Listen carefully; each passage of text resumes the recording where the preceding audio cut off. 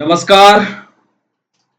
मैं डॉक्टर रमानिवास शर्मा रमन अपने YouTube channel पर साइंस और टेक्नोलॉजी का कॉम्पिटिटिव सेशन लेकर के बच्चों आपके सामने कोशिका विभाजन के आज अंतिम चरण पर हैं और आज अर्धसूत्री विभाजन का ये 5वां चरण लेकर के आपके सामने थ्योरेटिकल डिस्कशन आज पूरा हो जाएगा और अब इसके बाद के जो सेशन होंगे कोशिका विभाजन पर सिर्फ ऑब्जेक्टिव सेशन बचेगा जिस पर हम आपका टेस्ट लेंगे और एमसीक्यू का सेशन ऑर्गेनाइज करेंगे। मियोसिस के दूसरे पार्ट में जैसा कि हम आपको बता चुके हैं कि अर्धसूत्री विभाजन का दूसरा चरण भी 5 प्रवस्थाओं से गुजरता है, जिसमें एक प्रवस्था साइटोकाइनेसिस की कॉमन होती है। इसमें से 4 चरण प्रोफेज, मेटाफेज, एनाफेज और टीलोफेज, जिसमें 2 पर डिस्कशन इसके पहले वाले वीडियो पर कर चुके हैं। एनाफेज और टीलोफेज आज कर देंगे, आज आपको समझा देंगे। और एक सवाल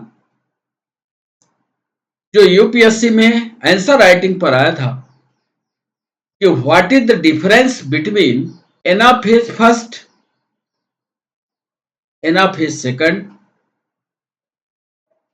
what is the difference between telophase first, telophase second, उसके बारे में बात करेंगे।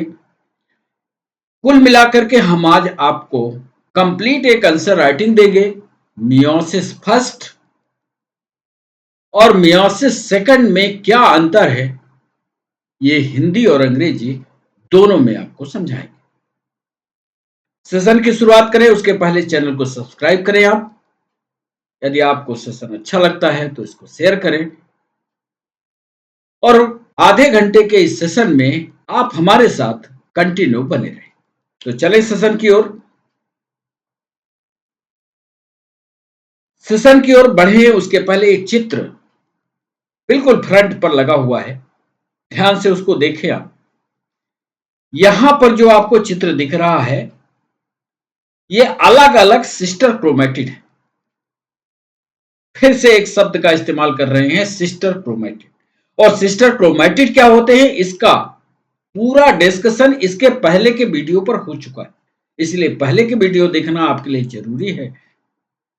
सिस्टर क्रोमैटिड में जब आगे बढ़ते हैं दूसरे स्टेप में तो इनका गुण होता है डीएनए रेप्लिकेशन का, यानी अपने जैसा दूसरा गुणसूत्र बनाने का।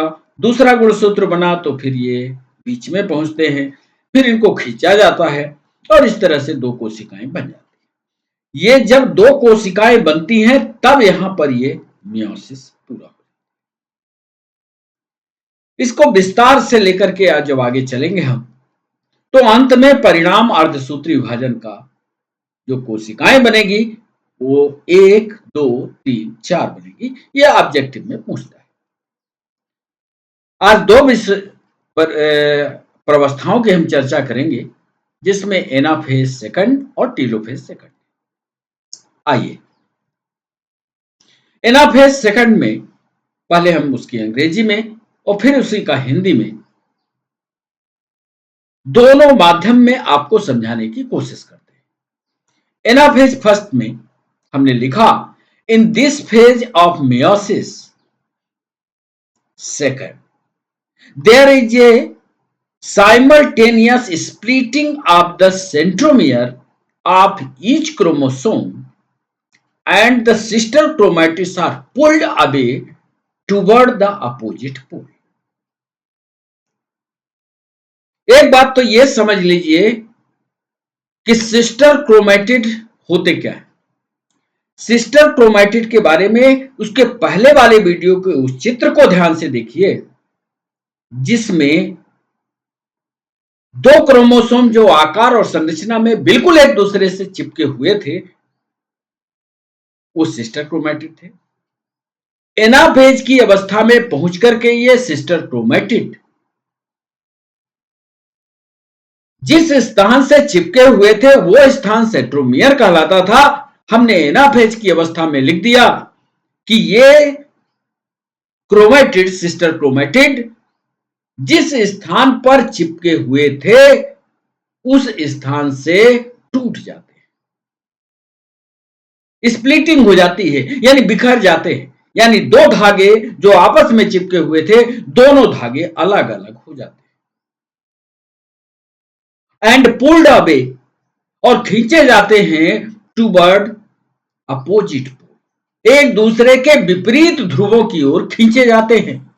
देख लीजिए, ये ए एक और दो एक दूसरे से सेंट्रोमियर के द्वारा जुड़े थे। इस चित्र में हमने दोनों को पृथक किया और पोल की ओर खींचना शुरू कर दिया। As the chromatid move toward, और ये क्रोमेटिड ध्रुवों की ओर पहुंच जाते। बस आपको इतना याद रखना है कि दोनों सिस्टर क्रोमेटिड, फिर से हमारी भाषा को समझिएगा, हम इस चीज को अंडरलाइन कर रहे हैं, सिस्टर क्रोमेटिड। सिस्टर क्रोमेटिड का मतलब जो जोड़े में क्रोमोसोम था या क्रोमेटिड जो एक दूसरे के बिल्कुल आइडेंटिकल थे, जो सेंट्रोमियर के द्वारा जुड़े थे, वो स्प्लिट हुए और विभिन्न पोल की ओर या अपोजिट पोल की ओर चले। हिंदी में लिखा, अर्धसूत्री विभाजन के इस चरण में प्रत्येक गुणसूत्र के सेंट्रोमियर एक साथ विभाजन हो अलग हो गए और सिस्टर क्रोमेटिड विपरीत ध्रुवों की ओर खिंच जाते हैं। जैसे जैसे क्रोमेटिड ध्रुवों की ओर बढ़ते हैं, क्रोमोसोमल भुजाओं के पीछे काइनेटोकोर अग्रणी किनारे पर होता है। एक रचना काइनेटोकोर की याद आ रहा है? काइनेटोकोर जो बीच में बनता था, पीछे के चित्र में देखिए, काइनेटोकोर कहां बनाया था? एक क्रोमोसोम था, क्रोमोसोम में सेंट्रोमियर था, सेंट्रोमियर के चारों तरफ जो रचना थी जिससे जाकर के तारक रश्मियां फंस रही थी, उसको काइनेटोकोर कह रहे थे। अब काइनेटोकोर की जो पोजीशन होती है भुजाओं के पीछे, क्रोमोसोमल भुजाओं के पीछे काइनेटोकोर अग्रणी किनारे पर होता है, यानी भुजाओं के पीछे यहां काइनेटोकोर, यहां काइनेटोकोर, यहां काइनेटोकोर होता है, यहां काइनेटोकोर होता है, यहां काइनेटोकोर होता है। भाषा को समझ लीजिएगा इस लाइन। अब एनाफेज आपके समझ में आ गई। ये दोनों चित्र भी यही समझा रहे हैं कि एनाफेज की अवस्था में क्या होता है। फिर देखें, एनाफेज फर्स्ट और एनाफेज सेकंड हमने ये बताया है, फिर से आपको याद दिला दें कि अर्धसूत्री विभाजन दो प्रवस्थाओं में पूरा होता है।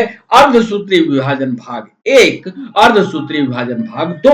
अर्धसूत्री विभाजन भाग एक 5 प्रवस्थाओं में पूरा होता है, जिसमें साइटोकाइनेसिस दोनों में समान होती है, तो इसीलिए कुल मिलाकर के यदि 4 कह ले तो वो भी अच्छा है, जिसमें प्रोफेज, मेटाफेज, एनाफेज और टीलोफेज भाग 1। इसी तरह से प्रोफेज, मेटाफेज, एनाफेज, टीलोफेज भाग 2। इसमें एनाफेज की जो प्रवस्था होती है फर्स्ट, इसमें सिस्टर क्रोमैटिड कौन कहलाते हैं? ये सिस्टर क्रोमैटिड यहां अलग नहीं हो रहे हैं, चित्र को ध्यान से देखिएगा, यहां सिस्टर क्रोमैटिड एक साथ खींचे जा रहे हैं। और जरा बच्चों यहां ध्यान से देखो, यहां सिस्टर क्रोमैटिड अलग अलग हो रहे हैं और ध्रुवों की ओर जा रहे हैं। बात समझ में आ गई? यहां पूरा का पूरा सिस्टर क्रोमैटिड पोल पर जा रहा है, यहां सिस्टर क्रोमैटिड अलग अलग होकर के पोल पर जा रहे हैं। यदि ये बात आपके समझ में आ गई तो आप ये अर्थ समझ जाओगे कि एनाफेज फर्स्ट में क्या हो रहा है और एनाफेज सेकंड में क्या हो रहा है। यहां गुणसूत्र का जोड़ा पूरा गति कर रहा है और जोड़ा जो इस तरह का दिखता है ये होमोलॉगस क्रोमोसोम। होमोलॉगस क्रोमोसोम का मतलब होता है गुणसूत्रों के दो समूह जो आपस में संरचना आकार में समान होते हैं, वो कहलाते हैं होमोलॉगस क्रोमोसोम। ये क्रोमोसोम इस क्रोमोसोम का होमोलॉगस है। क्यों? क्योंकि आकार और संरचना में दोनों समान है। लेकिन ये क्रोमोसोम और ये क्रोमोसोम सिस्टर क्रोमैटिड कहलाते हैं। क्यों? क्योंकि एक दूसरे से सेंट्रोमियर के द्वारा आपस में जुड़े होते हैं और ये एक दूसरे के बिल्कुल नजदीक होते हैं, ये सिस्टर क्रोमैटिड। तो एनाफेज सेकंड फर्स्ट में क्रोमोसोम होमोलॉगस क्रोमोसोम का मूवमेंट होता है, जबकि एनाफेज सेकंड में क्रोमैटिड्स का या सिस्टर क्रोमैटिड का मूवमेंट। बात समझ में आई? आई हो तो यस लिखो, नहीं आई तो नो लिखो। फिर से हम उसको रिपीट करें।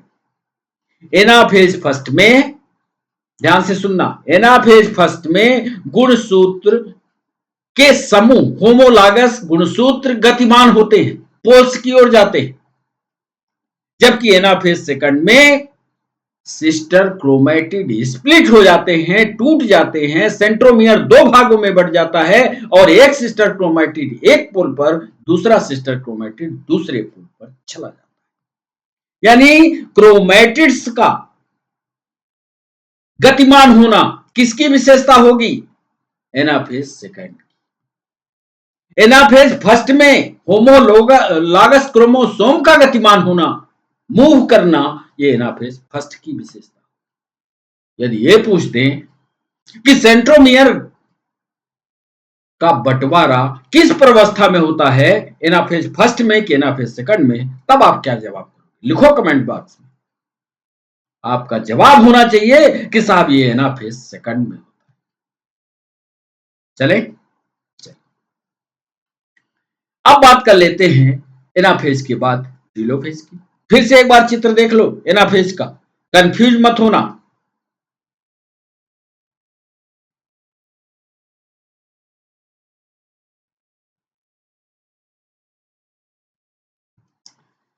टीलोफेज में बच्चों हमने लिखा the chromosome dissolve again into undifferentiated lump and a nuclear envelope develop around it,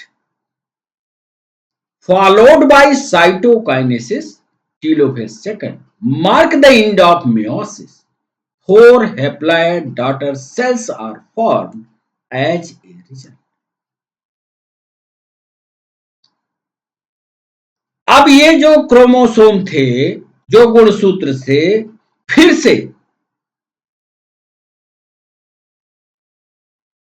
ध्यान से सुनना, ये जो गुणसूत्र थे ये फिर से अपनी फोटोकॉपी का निर्माण करना शुरू कर देते, क्योंकि अब तो ये अलग अलग थे, ठीक ही नहीं। और जैसे ही इसमें रेप्लिकेशन की प्रक्रिया हुई, ये फिर जोड़े में दिखने लगे। ये देख लो, आइडेंटिकल बना दिया, ये आइडेंटिकल बना दिया, ये आइडेंटिकल बना दिया, ये आइडेंटिकल बना दिया, और एक ही कोशिका के अंदर ये 4-4 की संख्या, देख लो ध्यान से, 4-4 की संख्या में अभेदित गांठ में विलीन हो गए। और जैसे ही ये गांठ के रूप में बन जाते हैं, तुरंत नाभिकीय झिल्ली का निर्माण हो जाता है। हो गया नाभिकीय झिल्ली, ये देखो नाभिकीय झिल्ली। और जैसे ही नाभिकीय झिल्ली बनी तो प्रक्रिया साइटोकाइनेसिस की शुरू होती है, क्योंकि नाभिक का तो हो चुका विभाजन, यानी कैरियोकाइनेसिस तो हो चुकी, तुरंत साइटोकाइनेसिस की प्रक्रिया होती है, यानी साइटोप्लाज्म का विभाजन होता है, यानी एक कोशिका से दो कोशिकाएं सेपरेट हो जाती हैं और इसमें क्रोमोसोम की आधी संख्या इधर, आधी संख्या इधर। देख लो, ये आधी संख्या, ये आधी संख्या, ये आधी संख्या, ये आधी संख्या। लेकिन साइटोकाइनेसिस के बाद इसमें क्रोमोसोम की संख्या जब 4 कोशिकाएं बनेगी, तब भी इसमें क्रोमोसोम की संख्या हाफ ही रहेगी। अब आप पूछोगे साहब हाफ कैसे?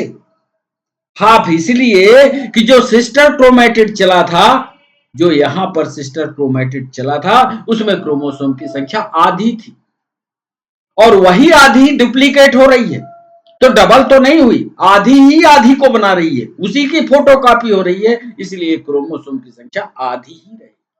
कई बच्चे सवाल पूछते हैं कि जब आधी थी और दूसरी आधी बना लिया तब तो पूरी हो गई। नहीं, आधी आधी ही बनाई, अपनी ही फोटोकॉपी करती है, इसलिए आधी ही रह जाती। इस वीडियो को बार बार आगे पीछे करके हमारी भाषा को सुनना, लिखे हुई बात को समझना। फिर से एक बार पढ़ देते हैं कि द क्रोमोसोम डिसॉल्व आगे into a undifferentiated lump and a nuclear envelope developed.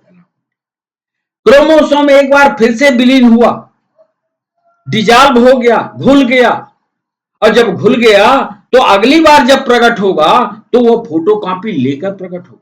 और जब डिजॉल्व हो रहा था तब उसमें क्रोमोसोम की जो संख्या थी वो हैप्लॉइड थी। जब पैदा होगा अपनी फोटोकॉपी लाएगा, दूसरा क्रोमोसोम बनाएगा, तो तुम बताओ बच्चों, हैप्लॉइड नहीं बनाएगा क्या? डिप्लॉइड बना लेगा? कभी नहीं बनाएगा। डिप्लॉइड बनाने के लिए दूसरे के साथ फ्यूज होना पड़ेगा, जनन करना ही पड़ेगा। यहां पर आइडेंटिकल बना रहा है, इसलिए हैप्लॉइड ही होगा। बोलो, समझ आया कि नहीं? लिखो, कमेंट सेक्शन का उपयोग करो और लिखो आया।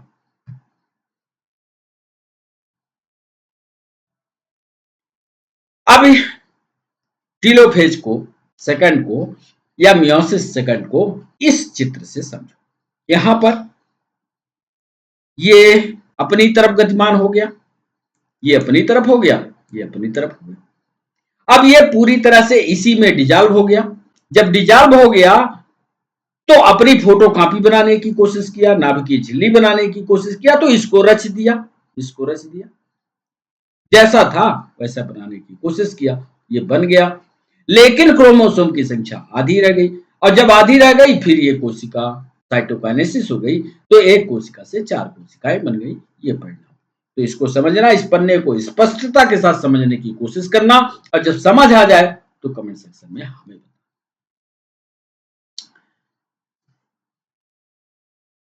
जैसा कि हम आपको बता चुके हैं कि मियोसिस की प्रावस्था 2 में होती है, फर्स्ट और सेकंड।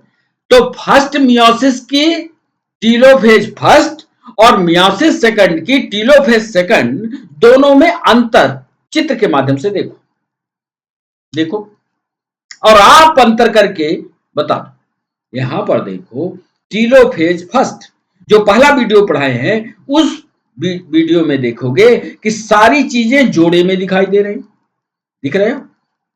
सब चीजें जोड़े में है, ये देखो गुणसूत्र जोड़े में। लेकिन टीलोफेज सेकंड में ये स्प्लिट हो गई है, टूट गई, टूट रही है। यहां सिस्टर क्रोमैटिड की बात कर रहे हैं और यहां गुणसूत्र की बात कर, क्रोमोसोम की बात कर। बस यदि ये चीज आपके दिमाग में समझ में आ गई तो आप परिणाम स्वरूप 4 कोशिकाओं का निर्माण कर लो। Telophase first, single cell split into 2 cell. ये सिंगल कोशिका कितने सेल में टूट रही है? 2 सेल, और 2 cells each split creating 4 haploid cells। इस चित्र को भी आपको ध्यान में रखना है कि टीलोफेज फर्स्ट में सिर्फ 2 कोशिकाओं का निर्माण होता है, जबकि टीलोफेज सेकंड में 4 कोशिकाओं का निर्माण। तो ऑब्जेक्टिव बन ही रह सकता है। कर पाओगे कि नहीं कर पाओगे? टीलोफेज फर्स्ट में परिणाम के द्वारा कितनी कोशिकाएं बनेगी? नीट का सवाल है। 2 बनेगी, 4 बनेगी, 6 बनेगी, 8 बनेगी? सिर्फ 2 बनती। और यदि यही पूछ दिया जाए कि टीलोफेज सेकंड में कुल कितनी कोशिकाएं बनेगी, तब आपका जवाब 6, 4, 2, 3 क्या होगा? तब 4 उसका जवाब करना। और इसका जब नोट्स बनाना तो ये सारे जितनी बातें हम बोल रहे हैं, ये नोट्स में टू द पॉइंट लिखना और उसको अंडरलाइन करना। ये किए। जैसा कि हमने आपको यह कहा कि मियोसिस फर्स्ट और मियोसिस सेकंड में यूपीएससी ने एक बार आंसर राइटिंग करवाया, और नीट और पीएनएसटी की परीक्षा में ऑब्जेक्टिव किन बिंदुओं पर पूछे जा सकते हैं, ये हमने टू द पॉइंट करने की कोशिश की। पहले देखिए, मियोसिस फर्स्ट में समानता और असमानता के आधार पर दोनों में हमने अंतर बताने की कोशिश की। समानता दिख ही रही है। समानता यह दिख रही है कि वहां भी 5 फेस हैं, 5 प्रावस्थाएं हैं, यहां भी 5 प्रावस्थाएं हैं। हमने यहां 4 क्यों लिख दी? हमने ये देखा कि साइटोकाइनेसिस जो अंतिम प्रवस्था है वो इसमें भी समान है, उसमें भी समान है, इसलिए टोटल मिला करके हमने इसको 4 स्टेज कर दिया और उसको 4। हमने लिखा पहले पॉइंट में consist of 4 stages, prophase, metaphase, anaphase and telophase. सही है। चाहते तो हम यहां साइटोकाइनेसिस लिख सकते थे और यहां यह भी लिख सकते थे कि कंसिस्ट ऑफ 5 स्टेज, पर चूंकि दोनों में साइटोकाइनेसिस कॉमन थी, इस बात को ध्यान में रखते हुए हमने यहां सुधार किया और लिख दिया consist of 4 stages such as prophase, metaphase, anaphase और टेलोफेज। ये लिखने का तरीका आपको दे रहे हैं। What is the difference between meiosis first and meiosis second. दूसरा पॉइंट लिखा involve division of nucleus and cytoplasm. इस पूरी प्रक्रिया में 2 का ही विभाजन होगा, नाभिक का और कोशिका द्रव्य का। चाहते तो हम यहां भाषा लिख सकते थे involve division of cell by the process of karyokinesis and cytokinesis. Terminology का इस्तेमाल कर सकते थे, लेकिन हमने उसको सरल करते हुए लिखा कि यहां नाभिक का विभाजन होता है और कोशिका द्रव्य का विभाजन। तो 2 समानताएं। पीएससी वाले बच्चे, यूपीएससी वाले जब लिखना तो समानता और असमानता के बिंदुओं को ध्यान में रखते हुए जरूर लिखना, अच्छा लगेगा, अच्छा प्रेजेंटेशन होगा। डिफरेंस क्या लिखा यहां भी ध्यान से देखिएगा। मियोसिस फर्स्ट की प्रक्रिया में जाइए, मियोसिस फर्स्ट में यदि आपने वीडियो देखा है, लेक्चर सुना है तो बहुत बढ़िया, आपको उत्तर आ जाएगा। मियोसिस फर्स्ट में ही क्रॉसिंग ओवर होगा, 2 क्रोमोसोम आपस में मिलेंगे, एक की टंगरी दूसरे में चढ़ जाएगी और फिर उसी के साथ वो कंटिन्यू कर जाएगी और उसकी टंगरी इसमें चढ़ जाएगी। क्रॉसिंग ओवर सिर्फ मियोसिस फर्स्ट में होता है, याद रखना मियोसिस सेकंड में क्रॉसिंग ओवर नहीं होता। In metaphase first paired homologous chromosome line up as equator.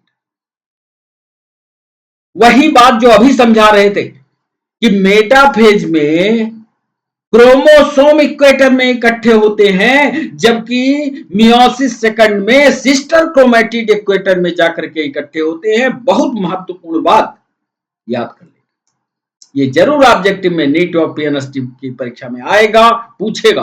आप याद रखना, वहां पर गुणसूत्र मध्यमान अवस्था में इकट्ठे होते हैं, जबकि यहां पर सिस्टर क्रोमैटिड इकट्ठे होते हैं। इन anaphase first paired homologous chromosome separated. यहां पर जो क्रोमोसोम होते हैं वो अलग होते हैं, जबकि यहां पर सिस्टर क्रोमैटिड ही अलग हो जाते हैं। कितनी बढ़िया बात लिखी है, कितनी स्पष्टता के साथ लिखी है। नोट्स बनाओ इसका, हमें दिखाओ उसका। At the end of meiosis first की जैसे ही मियोसिस खत्म होती है, बताओ कितनी कोशिका बनती है? 2 कि 4? बताना 2 बनती है, लेकिन उसमें गुणसूत्र की संख्या कितनी होती है? तो पहले वाले पेरेंट सेल की आधी होती है, यानी हैप्लॉइड होती है। वही चीज लिखा at the end of meiosis first 2 haploid cells. At the end of meiosis second, जब मियोसिस सेकंड का एंड होगा, अंतिम होगा, तो 4 हैप्लॉइड सेल्स। बहुत सरल भाषा में अंग्रेजी भी लिखा है, बहुत सरल भाषा में हिंदी को भी लिखा है। बेहतर नोट्स बनाने की कोशिश करें। जरा इसकी हिंदी देखो। अर्धसूत्री विभाजन फर्स्ट और अर्धसूत्री विभाजन सेकंड को थोड़ा अलग तरीके से हिंदी में लिखा, परिभाषा लिखा। अर्धसूत्री विभाजन फर्स्ट समजात गुणसूत्रों को विभाजित करता है, बदल देता है, द्विगुणित कोशिका को अगुणित में बदलना। सही? बोलो सही है कि नहीं? इसमें होमोलॉगस, समजात का मतलब होता है होमोलॉगस, जो आकार में, संरचना में, स्ट्रक्चर में, सब कुछ में समान है, समजात गुणसूत्रों को विभाजित करता है और उनको बदलता है।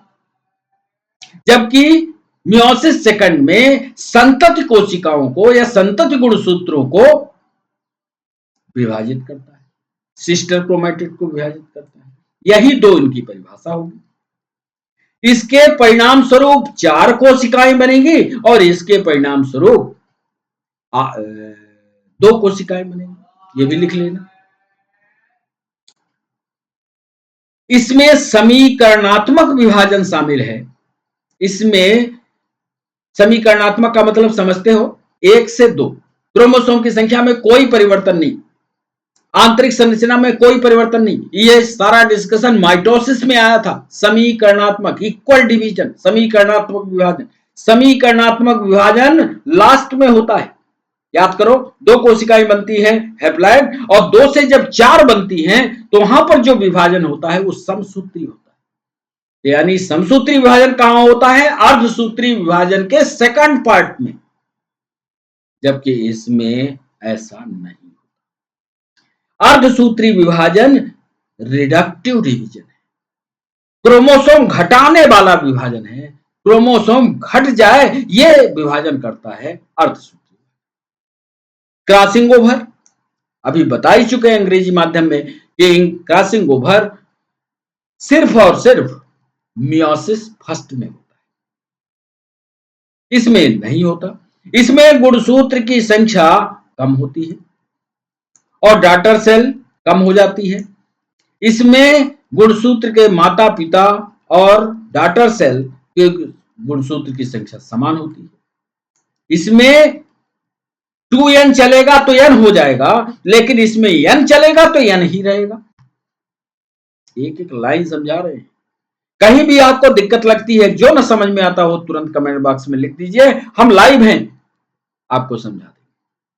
शुरुआत में मौजूद गुणसूत्र, सजातीय गुणसूत्र शुरुआत में मौजूद होते हैं। होमोलॉगस क्रोमोसोम शुरू में पाए जाते हैं।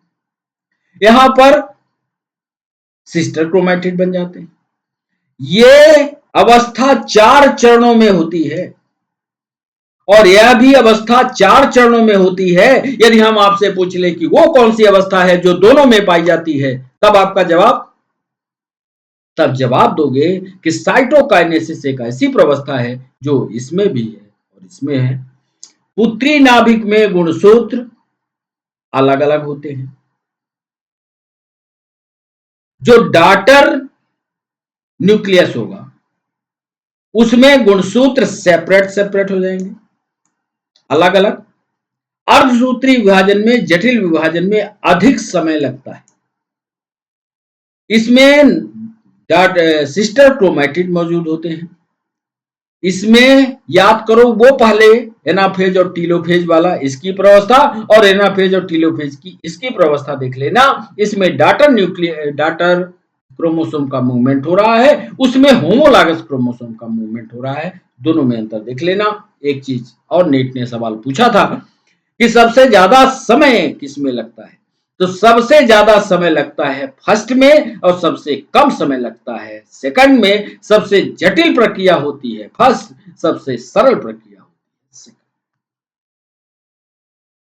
अब बताओ बच्चों, नोट्स बना लोगे? यदि ये नोट्स बना लेते आप तो बहुत सारे सवाल, कम से 13 से 14 सवाल आप इन्हीं सारे पॉइंट पर लिख सकते। कोशिश करना नोट्स बना करके हमको जरूर। एक हमने कॉमन चित्र बनाया, जितना इधर लिखा, जितना इधर अंतर लिखा, उसके लिए कॉमन चित्र भी बना दिया। कुछ बच्चों को उधर पॉइंट नहीं आ रहा, चित्र में देख लो। एक तरफ हमने मियोसिस फर्स्ट के सारे चित्र लगा दिया, एक मियोसिस सेकंड। मियोसिस फर्स्ट में ये सारी चीज आप जानते हो, prophase, metaphase, anaphase, telophase, cytokinesis. लेकिन ध्यान ये रखना कि जब प्रोफेज लिखना तो फर्स्ट लिखना, फर्स्ट लिखना, फर्स्ट लिखना, फर्स्ट लिखना, फर्स्ट लिखना, लाइन के इस पार फर्स्ट और इधर लाइन के इस पार सेकंड। इसमें जो जो होता है सब हमने लिख दिया। ये देखो, ये देखो, ये देखो, ये देखो, उधर का सब चीज उठा करके थोड़ा थोड़ा मुख्य काम क्या होता है सब इधर लिख दिया। चाहे वो प्रोफेज हो, चाहे मेटाफेज हो, चाहे एनाफेज हो, चाहे टेलोफेज हो, चाहे साइटोकाइनेसिस। हमने प्रोफेज में लिखा। अब यदि आपने पहले का वीडियो, पहले का लेक्चर नहीं सुना है तो दिक्कत हो सकती है। इसलिए सेल डिवीजन के सारे वीडियोज, सारे लेक्चर समझ लो। हमने लिखा प्रोफेज में सिनेप्सिस एंड क्रॉसिंग ओवर आकर। क्रॉसिंग ओवर तो समझा दिया कि साहब इसकी टंगरी इसके साथ, इसकी टंगरी इसके साथ, क्रॉसिंग ओवर हो गया। सिनेप्स क्या होते हैं? सिनेप्स कहलाते हैं जुड़ना, एक विशेष रचना के द्वारा जुड़ना। हमने लिखा भी synapsis is the pairing of two chromosome, दो क्रोमोसोम के आपस में जोड़ी बनने की जो प्रक्रिया होती है वो सिनेप्सिस के द्वारा होती है। सिनेप्टिकल प्लेट बनती है। ये सब कुछ डिस्कशन पीछे के वीडियो में है, आप वापस जाएंगे सब कुछ। दूसरे में क्या लिखा? मेटाफेज में टेट्राड्स line up on the metaphase plate. ये जो टेट्राड्स होते हैं, चार चार क्रोमोसोम के जो जोड़े होते हैं, ये सेंटर में आकर के इकट्ठे, फिर एनाफेज में गतिमान हो जाते हैं और टीलोफेज में किनारों में पहुंच करके कोशिका भित्ति का निर्माण करते हैं और साइटोकाइनेसिस की प्रक्रिया में ये कोशिका दो कोशिकाओं में बढ़ जाती है। सेम यही कंडीशन इधर भी चलेगी। लेकिन याद रखना, यहां पर सिस्टर क्रोमैटिड मूव कर रहे हैं। देख लो, यहां पर एक टंगरी जा रही, यहां पर दो दो टंगरी जा रही आपके सामने। यह चित्र को आपने सही ढंग से समझ लिया तो कोई भी ऑब्जेक्टिव आएगा, कोई भी कॉम्पिटिटिव एग्जाम हो, कोई भी ऑब्जेक्टिव हो, बहुत धमाकेदार उत्तर इसका। यहां पर कोशिकाओं की संख्या कितनी बन रही है बच्चों? 4। इसमें क्रोमोसोम की संख्या कितनी है?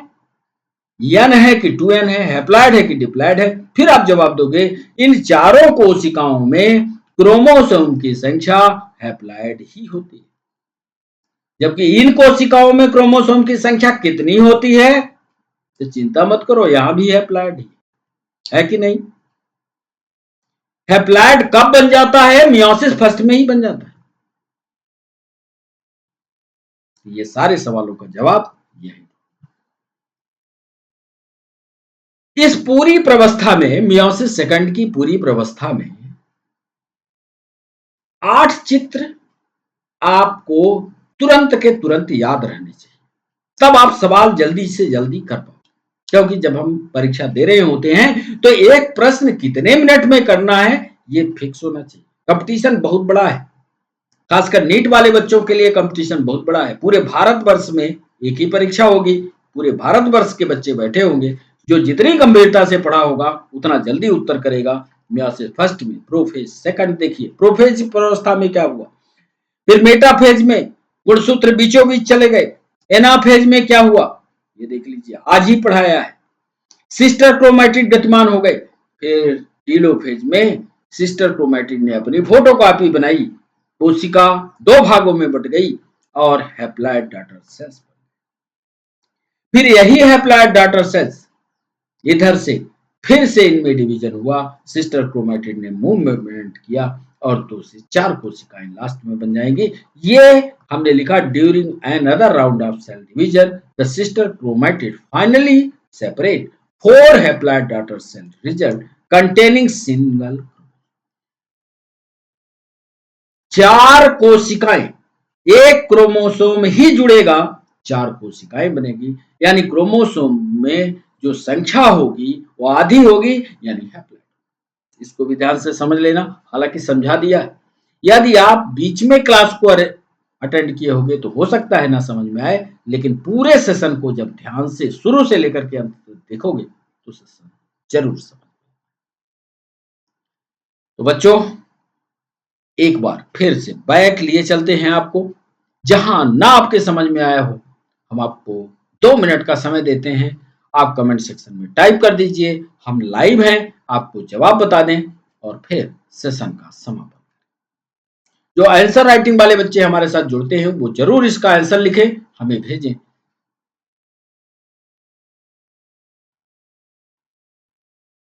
तो बच्चों